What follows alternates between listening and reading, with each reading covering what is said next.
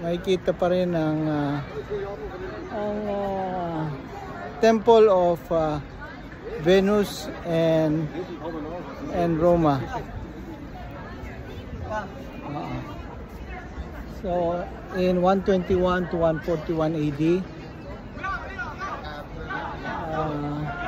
after moving the Colossus, Hadrian's architect Apollodorus of Damascus designed and built this temple, Roma and Venus, on the site of the atrium vestibule of Domus Aurea.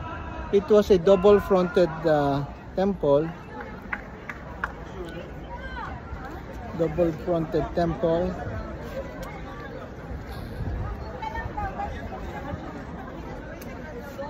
With two-fold row of columns, an external colonnade of two opposed fillet physically united by a continuous wall.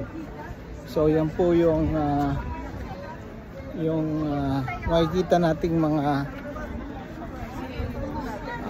apat na column doon sa Temple of Venus and Rome.